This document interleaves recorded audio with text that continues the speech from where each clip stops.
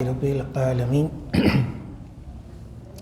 والصلاة والسلام علی سید الانبیاء والمرسلین اما بعد فاعوذ باللہ من الشیطان الرجیم بسم اللہ الرحمن الرحیم الصلاة والسلام علیک یا سیدی یا رسول اللہ وعلى آلك وأصحابك يا سيدي يا حبيب الله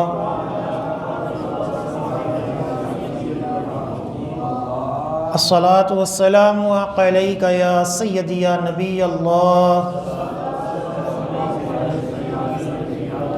وعلى آلك وأصحابك يا سيدي يا نور الله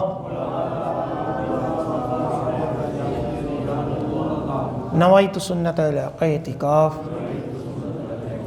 الحمدللہ عز وجل ہم نماز جمعہ کے لیے حاضر ہوئے ہیں۔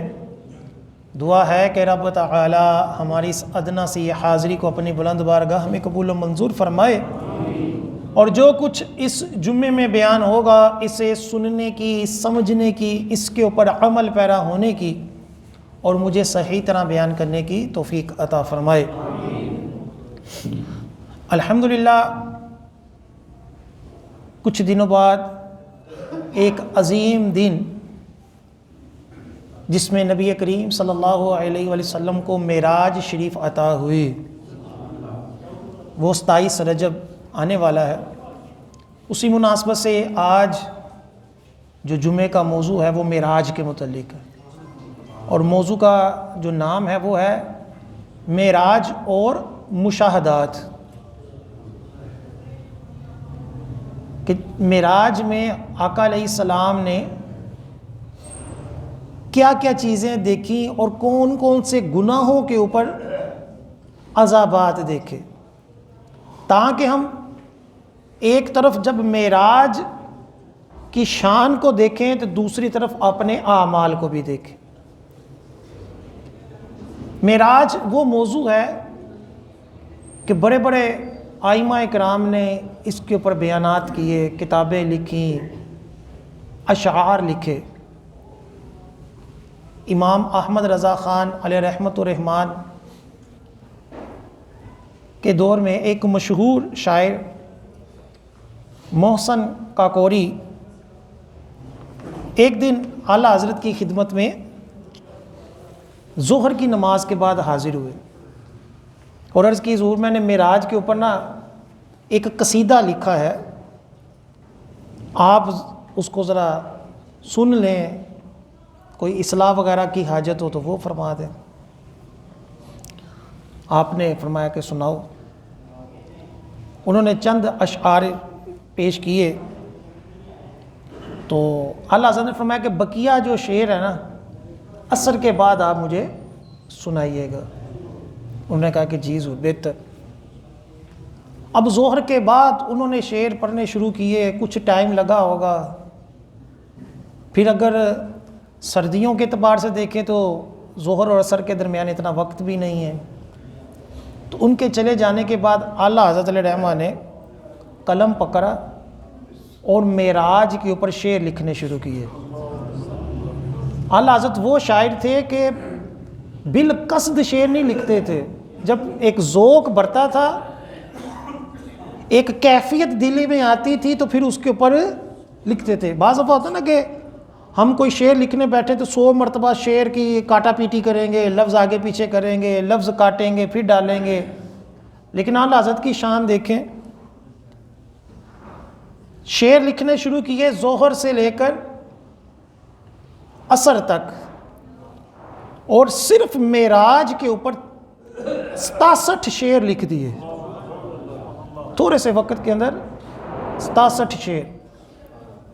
اور جب عصر کا وقت ہوا تو حضرت محسن کاکوری رحمۃ اللہ علیہ حاضر ہوئے، عرض کی حضور میں اپنا قصیدہ سناؤں؟ حضور نے حضرت اعلیٰ حضرت نے فرمایا کہ میں پہلے اپنا سنا دوں؟ انہوں نے کہا حضور سنائیں۔ تو پھر اعلیٰ حضرت نے اپنا قصیدہ سنایا، وہ سرور کشور رسالت جو عرش پر جلوائے گر ہوئے تھے، نئے نرالے طرب کے ساما عرب کے مہماں کے لیے، کہ پوری جنت، پوری عرش، پوری دنیا جو سجائی گئی یہ کس کے لیے؟ عرب کے مہمان کے لیے۔ یہ شعر کرتے گئے، پڑھتے گئے، اور آخر میں کہا ثنائے سرکار ہے وظیفہ قبول سرکار ہے تمنا، کہ حضور کی شان ہے، اور جو یہ شعر لکھے ہیں تمنا ہے کہ حضور اس کو کیا کرے؟ قبول فرما لے۔ پھر آگے کہتے ہیں نہ شاعری کی ہوس نہ پرواہ، روی تھی کیا کیسے قافیے تھے، کہ یہ جو میں نے شعر لکھے مجھے کوئی شاعری کا شوق، کوئی پرواہ نہیں تھی، نہ قافیوں کا تھا، بس حضور کی شان بیان کرنا مطلب تھا، اور یہ تمنا ہے کہ حضور میرے ان اشعار کو اپنی بارگاہ میں قبول فرما لیں۔ کبھی آپ کا موڈ ہو تو معراج کے اوپر بڑے بڑے اچھے نعت خوانوں نے کلام پڑھے ہیں، اویس قادری صاحب ہیں، حضرت مشتاق قادری رحمۃ اللہ علیہ کا بڑا پیارا کلام ہے، آپ ان کا کلام سنیں تو بندہ جھوم جاتا ہے، کیا کلام، اور اتنا ہیوی کلام ہے اعلیٰ حضرت کا یہ قصیدہ ہے معراجیہ، کہ عام عالم بھی اس کی گہرائی کو نہیں سمجھ سکتا، عام، اور جو اہل علم بھی ہوں گے وہ بھی ہر شعر کو قرآن و حدیث کے اوپر پرکھیں گے تو سمجھ آئے گی کہ یہ شعر کس انداز میں کہا، یہ شعر کس انداز میں کہا۔ عام طور پر جو عام شاعر ہوتا ہے، کہ جو عالم نہیں ہوتا، جب وہ معراج کے موضوع پہ اوپر لکھتا ہے تو بعض وہ بڑی بڑی غلطیاں کر جاتا ہے، بلکہ کفر تک بھی چلے جاتے ہیں، کہ اللہ تعالیٰ کے لیے جسم و جہد ثابت کر دیتے ہیں، حالانکہ اللہ تعالیٰ کیا ہے؟ جسم و جہد سے پاک ہے، ہماری طرح اعضاء سے پاک ہے۔ تو اللہ حضرت نے جس قرآن و حدیث کی روشنی میں وہ قصیدہ لکھا، وہ آج بھی لوگ اس کے اوپر عش کرتے ہیں، اور پوری دنیا میں اعلیٰ حضرت کے اوپر، صرف اعلیٰ حضرت کی شاعری کے اوپر کئی پی ایچ ڈیز ہو چکی ہیں، عربی کے اندر بھی، اردو کے اندر بھی، کئی یونیورسٹیز کے اندر اعلیٰ حضرت کی شاعری کے اوپر، کہ اتنی گہرائی والی شاعری ہند میں کبھی کسی نے نہیں کی، اور عشق رسول سے لبریز۔ تو ہر بندے نے اپنے اپنے طور پر، ہر شاعر نے اپنے اپنے طور پر معراج کے تذکرے کو عام کیا، اور معراج موضوع ایسا ہے کہ اللہ تعالیٰ نے قرآن پاک میں ہر نبی کو مختلف شانیں عطا فرمائیں، ہر نبی کی اپنی شان ہے، اور آقا علیہ السلام کے اندر وہ شانیں بھی عطا فرمائیں جو پچھلے انبیاء کو عطا کی، اور ان سب سے بڑھ کر معراج عطا فرمائی۔ اللہ تعالیٰ قرآن پاک میں معراج کا تذکرہ کرتے ہوئے فرماتا ہے سبحان الذی اسریٰ بعبدہ لیلا من المسجد الحرام الی المسجد الاقصی۔ اس حصے کے ایک ایک لفظ کے اوپر علماء کرام نے کثیر کلام کیا، ایک ایک لفظ کے اوپر بہت کلام کیا، بڑی تفسیر، اگر اسی کو لے کر چلے نا اس ایک آیت کو، تو ہو سکتا ہے 2-3 جمعے اسی کے اوپر لگے۔ اس میں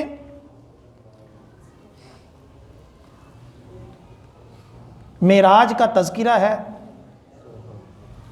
اور پچھلے نبیوں کو جو اللہ تعالیٰ نے شان عطا فرمائی اس کا بھی میں خلاصہ پیش کر دیتا ہوں، کہ حضرت سیدنا ابراہیم علیہ السلام کا واقعہ مشہور ہے، قرآن سے ثابت ہے، کہ نمرود نے جب آگ میں ڈالا تو آگ آپ کے لیے کیا ہو گئی؟ گلزار ہو گئی، ٹھنڈی ہو گئی۔ اب حضور علیہ السلام کی سیرت میں دیکھیں کہ آپ جس رومال سے اپنا مبارک ہاتھ صاف کرتے تھے، وہ رومال اگر تندور میں ڈالا جاتا تو تندور کی آگ اس کے اوپر اثر انداز نہیں ہوتی، بلکہ اس کو ڈال کر اس کو نکالتے تو بالکل صاف ستھرا ہو جاتا۔ اور حضور کی آل کے اوپر بھی جہنم کی آگ حضور نے کیا فرمایا؟ حرام فرما دی۔ اما فاطمہ رضی اللہ تعالی عنہا کی جب شان بیان فرمائی تو یہی فرمایا کہ اللہ تعالیٰ نے اس پر اور اس کی اولاد پر جہنم کی آگ کو کیا کیا؟ حرام فرما دی۔ مردوں سے گواہی، حضرت عیسیٰ علیہ السلام مردے زندہ کرتے تھے، اور حضور علیہ السلام نے سوکھی لکڑی اور کنکریوں سے کلمے پڑھوا دیے۔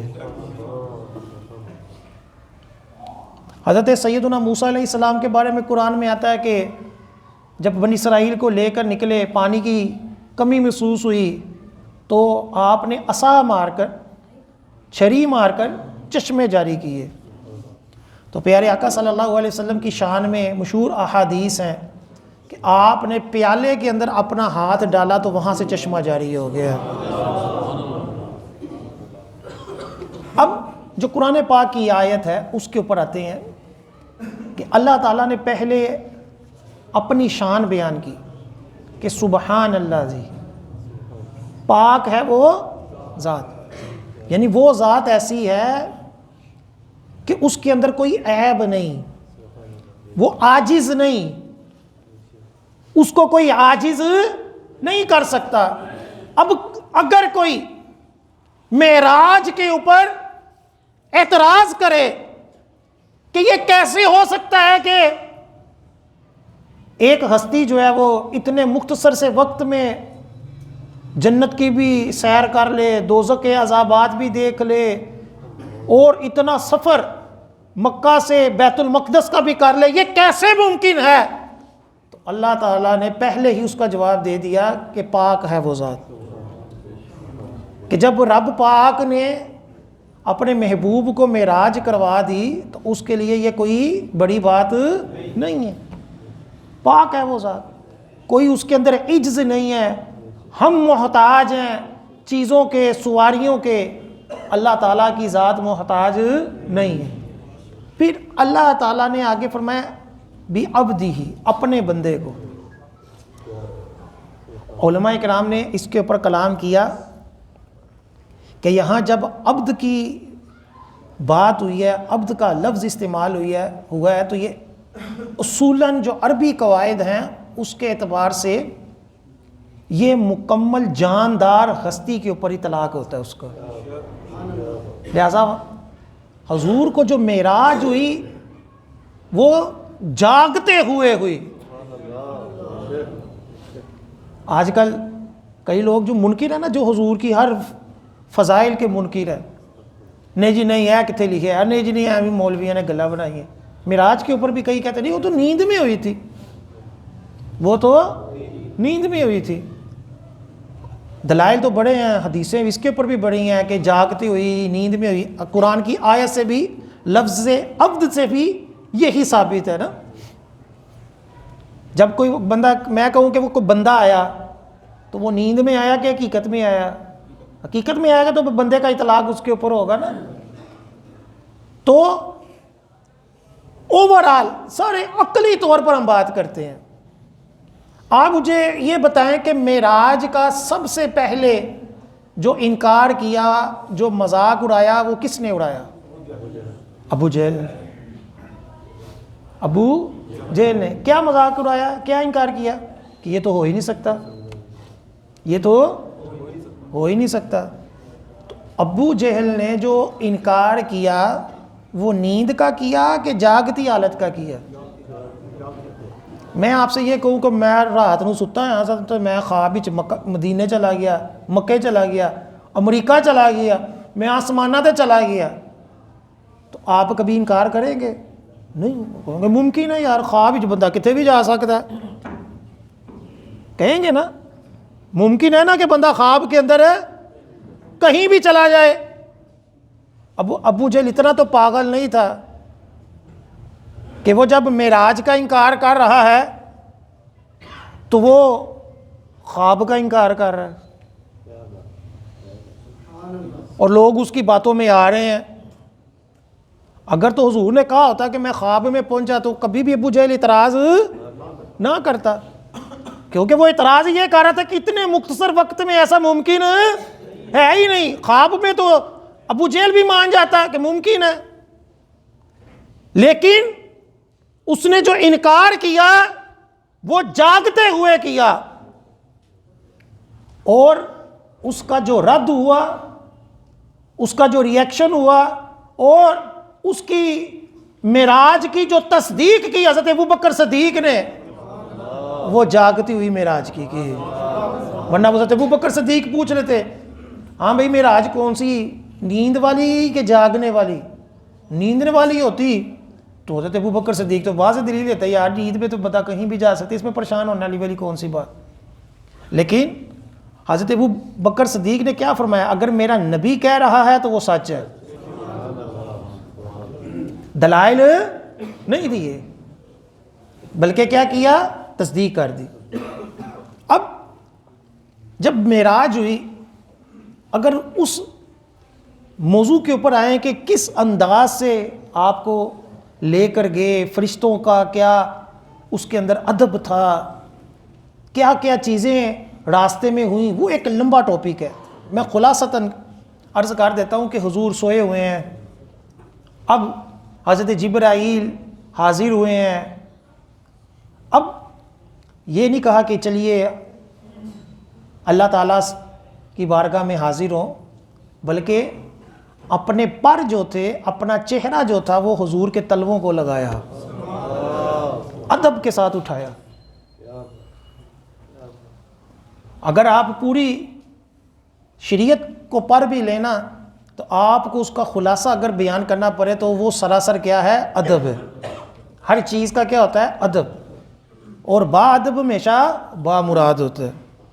پھر آپ کا سینہ مبارک جو تھا اس کو دھویا گیا کہ اللہ تعالیٰ کی تجلیات جو معراج ہے، آپ کا قلب اطہر جو ہے وہ اس اعتبار سے مضبوط ہو جائے۔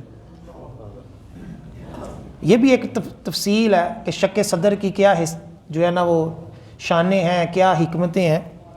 پھر آپ کو جنتی براق کے اوپر ایک سواری تھی کہ جو بہت تیز رفتار تھی، اس کے اوپر سوار کیا گیا، اور حضرت جبرائیل نے اس براق کی لگام تھامی۔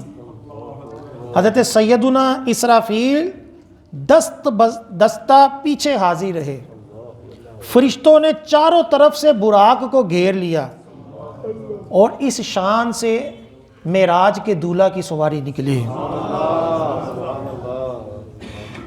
جب نکلے تو مکہ سے بیت المقدس کا سفر کیا۔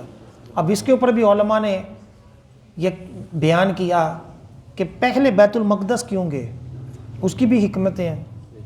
ایک تو انبیاء علیہ السلام کی امامت کروا کر یہ بتانا مقصد تھا کہ حضور ہی اول ہیں اور حضور ہی آخر ہیں۔ حضور کے صفاتی ناموں میں آپ دیکھیں گے تو کیا ہوگا؟ اول بھی اور آخر بھی۔ اول اس اعتبار سے کہ آپ کا نور مبارک جو تھا وہ سب سے پہلے تھا، اور اسی نور سے آگے مخلوق بنی، کئی چیزیں بنی، جیسے کہ حدیث پاک ہے حضرت جابر والی کہ اللہ تعالیٰ نے سب سے پہلے اپنے نور سے تیرے نبی کے نور کو پیدا کیا۔ وہ نور کی کیا حیثیت تھی وہ متشابہات ہے، اس کے ہم ڈیٹیل بیان نہیں کر سکتے۔ تو اب اول بھی حضور اور آخر بھی حضور، کہ آپ ہی اول امام بھی بنے، اور آپ کے پیچھے سارے نبیوں نے اقتدا کی اور یہ بتایا کہ یہ ہمارے کیا ہیں؟ امام ہیں۔ کہ کل کو کوئی گمراہ، کوئی 2 نمبر مولوی یہ نہ کہہ دے کہ جی سب سے زیادہ تو حضرت موسیٰ علیہ السلام کا قرآن میں تذکرہ ہے، تو پھر تو حضرت موسیٰ افضل ہو گئے، تم نبی کو کیوں افضل مانتے ہو اپنے؟ یہ بھی فتنے ہیں دنیا میں۔ کہتے ہیں کہ ایک مولوی کا بیان ہے کہ جی بنی اسرائیل سب سے افضل ہیں کیونکہ سب سے زیادہ اس کا ذکر آیا ہے۔ اب یہ بظاہر تو لوگوں کو گمراہ کرنے کے لیے بات ٹھیک ہے بظاہر، لیکن حقیقت میں اللہ تعالیٰ نے قرآن پاک کے اندر بنی اسرائیل کو بار بار ان کا وعدہ جو ان کے نبیوں نے ان سے کیا وہ یاد دلایا، ان کی وہ باتیں کہ جو وہ قسمیں کھاتے، وہ جو دعائیں مانگتے تھے کہ آخری نبی کا واسطہ ہمیں مولا اس جنگ میں کامیابی عطا فرما۔ اسی طرح جو پچھلے نبی جتنے آئے، ایک بڑی تعداد بنی اسرائیل میں آئی، تو ان نبیوں کے واقعات کا جب ذکر ہوا تو بنی اسرائیل کا ہوا، تو زیادہ ذکر ہونا افضلیت کی دلیل نہیں، افضلیت کی دلیل وہ ہے کہ جسے اللہ افضل کہہ دے بس وہی افضل ہے۔ یہ بھی یاد ہے کہ ہمارے یہاں کیا ہوتا ہے، جزوی فضیلت لے کر نا اس کو سب سے افضل قرار دے دیا جاتا ہے۔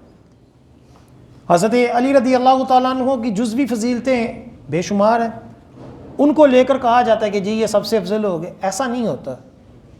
افضلیت کا معیار ہم نہیں کر سکتے طے، افضلیت کا معیار اللہ اور اس کے رسول نے طے کرنا ہے، اور وہ احادیث موجود ہیں، قرآن کی آیات سے وہ سب ثابت ہے۔ اب جب امامت ہو گئی تو علماء کہتے ہیں کہ جو آسمانوں کا دروازہ ہے نا، آسمان کا بھی دروازہ ہے، جس طرح ہر چیز کا دروازہ ہوتا ہے آسمان کا بھی دروازہ ہے۔ تو جو دنیا آسمان ہے، آسمان آپ کو پتہ ہے کہ 7 آسمان ہے، جو پہلا آسمان ہے اس کا جو دروازہ ہے وہ بیت المقدس کی سیدھ میں ہے، تو پھر اس سیدھ میں آپ نے آسمانوں کی سیر کی، اور پہلے آسمان میں آپ نے حضرت آدم علیہ السلام سے ملاقات کی اور انہوں نے آپ کا استقبال کیا، آپ کو مرحبا کہا۔ پھر دوسرے آسمان پر حضرت یحییٰ علیہ السلام اور حضرت عیسیٰ علیہ السلام سے ملاقات ہوئی۔ تیسرے آسمان پر حضرت یوسف علیہ السلام سے، چوتھے پر حضرت ادریس علیہ السلام سے، پانچویں پر حضرت ہارون علیہ السلام سے، چھٹے پر حضرت موسیٰ علیہ السلام سے، اور 7ویں آسمان پر حضرت ابراہیم علیہ السلام سے۔ جب آپ صلی اللہ علیہ وسلم 7ویں آسمان سے آگے بڑھے تو سدرۃ المنتہا تک پہنچے۔ اب سدرۃ المنتہا کیا ہے، اس کا بھی ایک الگ سے ٹاپک ہے کہ اس کی خوبصورتی، اس کی شان، اس کے درخت، اس کے پتے، اس جگہ کے فرشتے، اس کی شان ایک الگ موضوع ہے۔ اب سدرۃ المنتہا پر حضرت جبرائیل علیہ السلام نے آگے جانے سے معذرت کر لی۔ آگے پھر آپ ایک اور سواری تھی جس کو رف رف کہا جاتا تھا، آپ اس کے اوپر سوار ہوئے تو پھر آگے سیر کی، پھر سفر چلتا رہا، چلتے چلتے پھر اللہ تعالیٰ کا دیدار نصیب ہوا، اور وہاں آپ نے جو تشہد ہم پڑھتے ہیں اس اعتبار سے اللہ تعالیٰ کی جب بارگاہ میں حاضر ہوئے تو التحیات للہ والصلوات والطیبات، یہ کلمات آپ نے عرض کیے اللہ تعالیٰ کی طرف سے، پھر آیا کہ السلام علیکہ ایھا النبی۔ پھر حضور علیہ السلام نے اپنے امتیوں کو بھی یاد رکھتے ہوئے کہا وعلی عباد اللہ الصالحین۔ پھر فرشتوں نے کہا اشہد ان لا الہ الا اللہ واشہد ان محمدًا عبدہ ورسولہ۔ یوں یہ تشہد جو ہے یہ بیسیکلی معراج کی ایک یاد ہے۔ پھر اللہ تعالیٰ نے جو 50 نمازیں دیں، مشہور آپ نے حدیث پاک سنی ہوگی، موسیٰ علیہ السلام نے کہا کہ اتنی نمازیں نہیں پڑھ سکیں گے، پھر آپ واپس گئے، کرتے کرتے 5 رہ گئیں۔ حضرت موسیٰ علیہ السلام نے فرمایا یہ 5 بھی نہیں پڑھ سکیں گے، تو آپ نے فرمایا اب مجھے شرم آتی ہے۔ تو پھر اللہ تعالیٰ کی حضور یہ ارشاد ہوا کہ پڑھیں گے 5 اور ثواب 50 کا عطا کیا جائے۔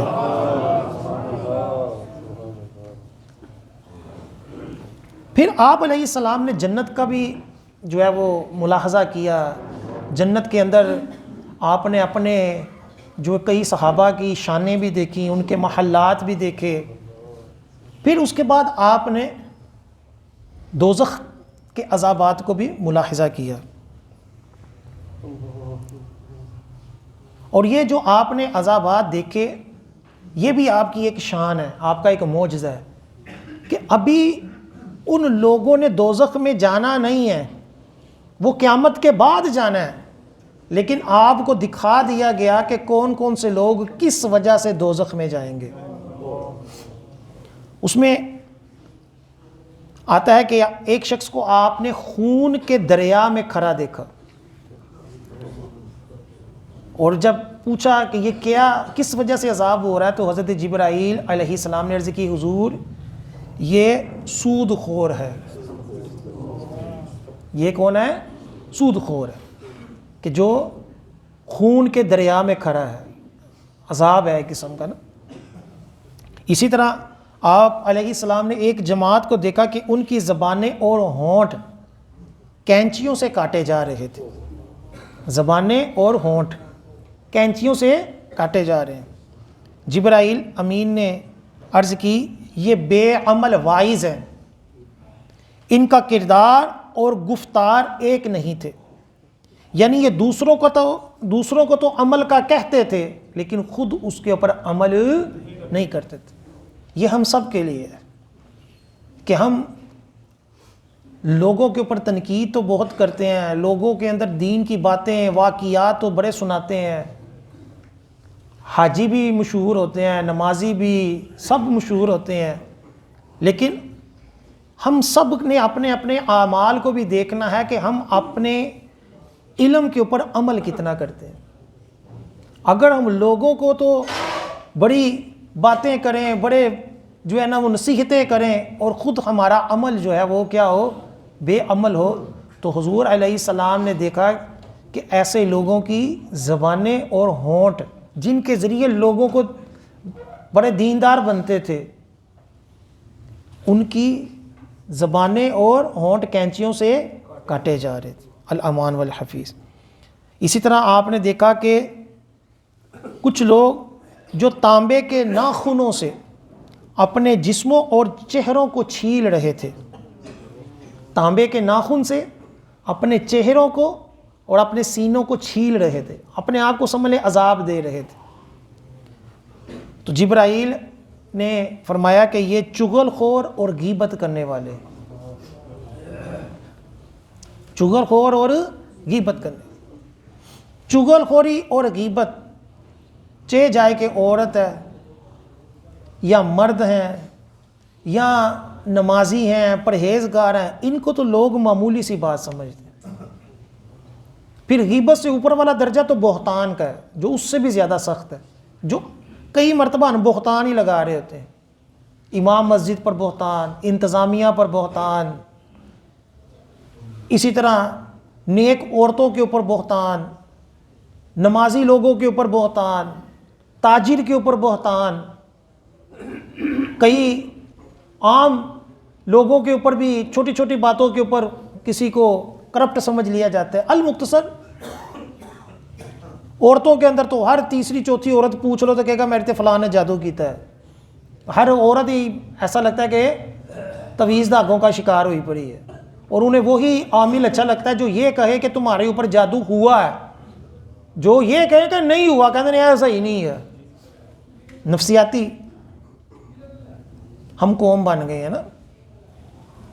تو خالی چغل خوری کا مطلب یہ ہوتا ہے کہ خفیہ بات جس سے لوگوں کے اندر لڑائی پڑے وہ باتیں لوگوں کو بتانا، اور غیبت کے لوگوں کی برائی ان کی پیٹھ پیچھے کرنا، یہ گناہ عام ہے. اس کا بھی عذاب حضور علیہ السلام نے دیکھا. پھر آقا علیہ السلام نے خود فرمایا کہ میرا گزر ایک ایسے مقام سے ہوا جہاں کچھ خوان پڑے ہوئے تھے، یعنی کھانا پڑا ہوا تھا، جن پر بہترین گوشت تھا. کچھ کھانا پڑا ہوا تھا جن میں کیا تھا؟ بہترین گوشت تھا، لیکن کوئی اس کے قریب نہیں جا رہا تھا. اور ساتھ ہی ایک گلا سڑا گوشت پڑا ہوا تھا اور بہت سے لوگ وہ گوشت کھا رہے تھے. صاف ستھرا گوشت چھوڑ کر گلا سڑا گوشت کھا رہے تھے. میں نے جبرائیل سے پوچھا یہ کون لوگ ہیں؟ تو انہوں نے عرض کیا یہ وہ لوگ ہیں جو حلال چھوڑ کر حرام کھاتے ہیں. کہ حلال پاک اور طیب ہے، ہم سب وہ حلال کما سکتے ہیں، لیکن ہم وہ چھوڑ کر اپنے ہیلے بہانوں میں میرا گزارا نہیں ہوتا، مارکیٹ دا اصول ہی انج اسی تے پھر جھوٹ نہ بولیں گے تے پیچھے رہ جائیں گے، اسی ملاوٹ نہ کریں گے تے پیچھے رہ جائیں گے. ٹھیک ہے، نہیں میں تو زندگی چ بڑی کامیابی کرنی ہے، میں تو اپنے خاندان سب تو امیر بننا ہے، میں وہ کرنا ہے تو میں وہ کرنا ہے، میں اپنے بچے بیانے نے انج کرنا ہے. اوپر سے لے کر نیچے تک ہر 2 نمبر بندہ کوئی نہ کوئی اپنی گھسی پٹی دلیل لے کر بیٹھا ہوا ہے. سرکاری ملازمین کہتے ہیں جی گزارا نہیں ہوتا، ٹھیک ہے. بدکاری کرنے والے کہتے ہیں کہ جی، عورتیں کہتی ہیں جی کیا کریں بھوکے مر جائیں.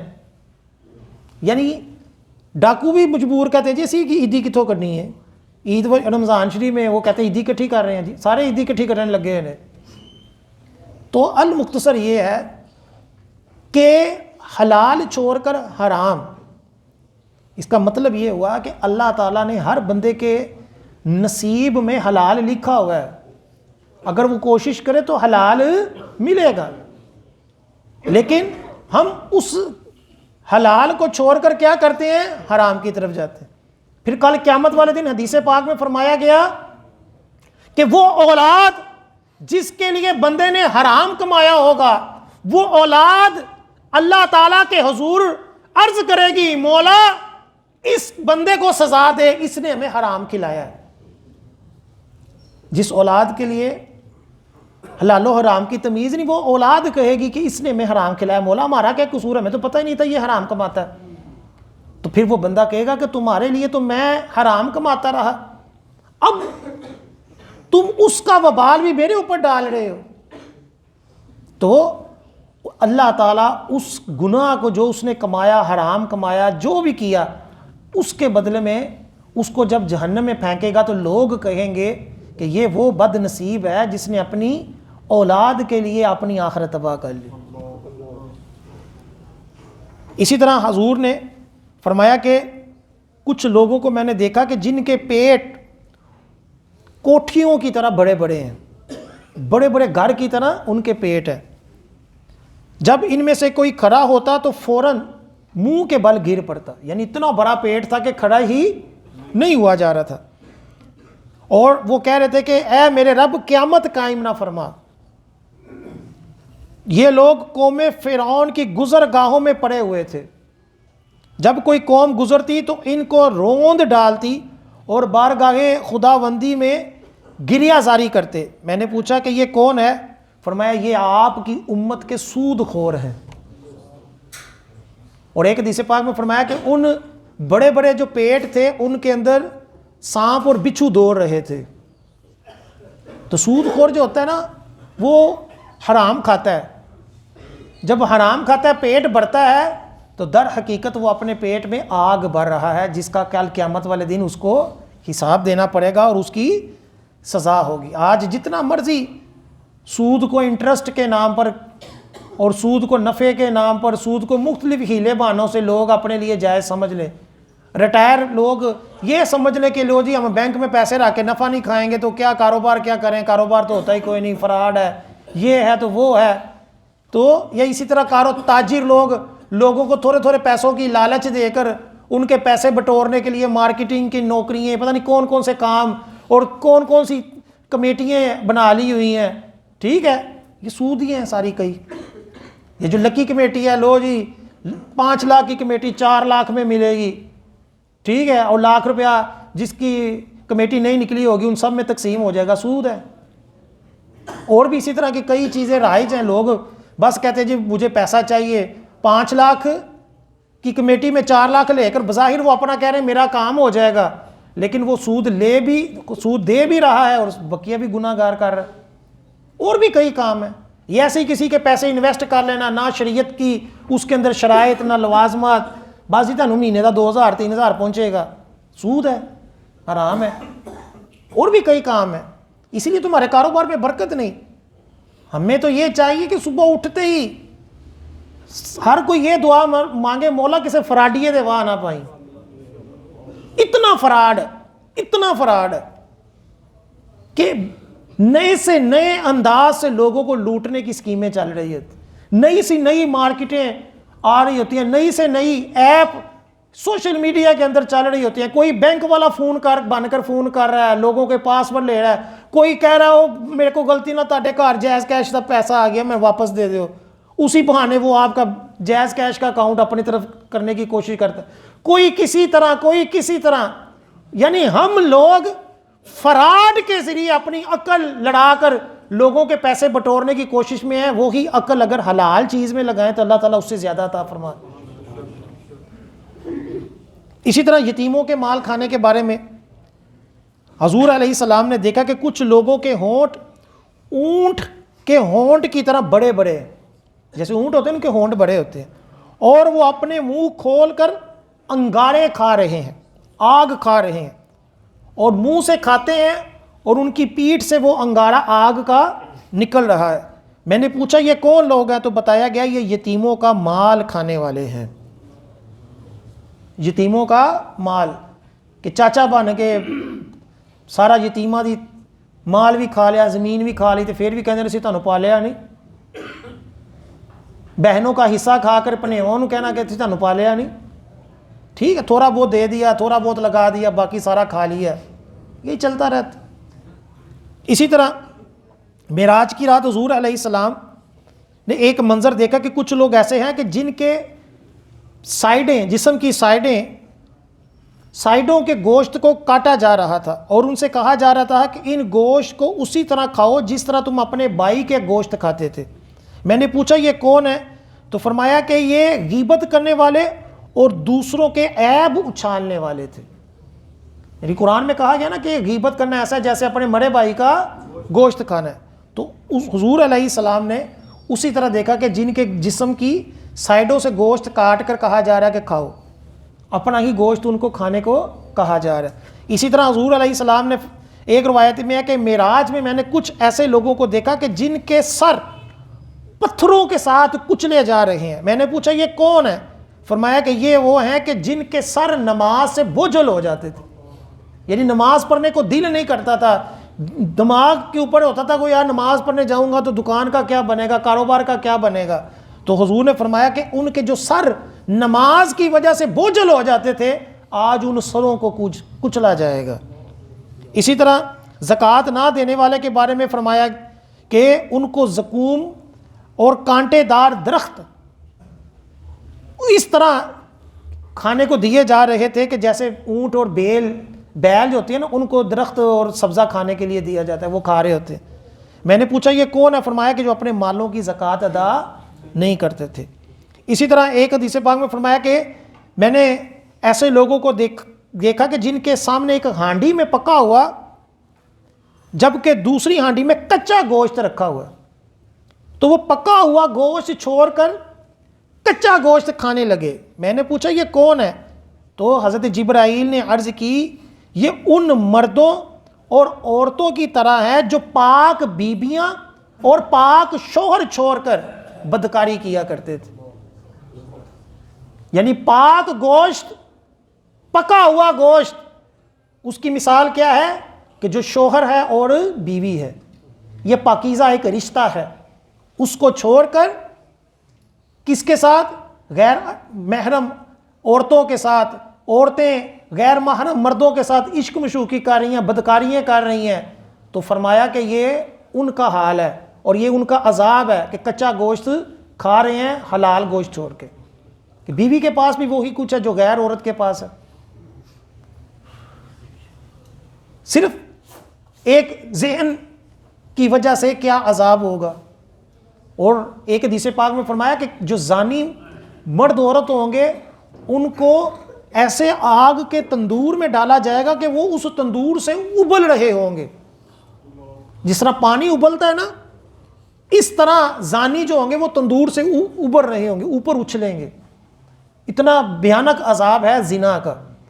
تو یہ معراج جو ہے اس کے اندر حضور علیہ السلام نے یہ دیکھا، اور بھی کچھ ہیں امانت کی خیانت کے حوالے سے، فتنے پھیلانے والے، اور بھی کچھ اس طرح کی احادیث جو ہیں وہ موجود ہیں۔ اللہ تعالی ہمیں معراج کے صدقے میں با عمل بنائے، نیک پرہیزگار بنائے، اپنی باتوں کے اوپر عمل کرنے والا، دین کا علم حاصل کر کر اس کے اوپر عمل کرنے والا، اور ہمارے گھر والوں کو بھی نیک اور پرہیزگار بنائے۔ آمین ثم آمین۔ ابھی اذان ہوگی، اس کے بعد آپ سنتے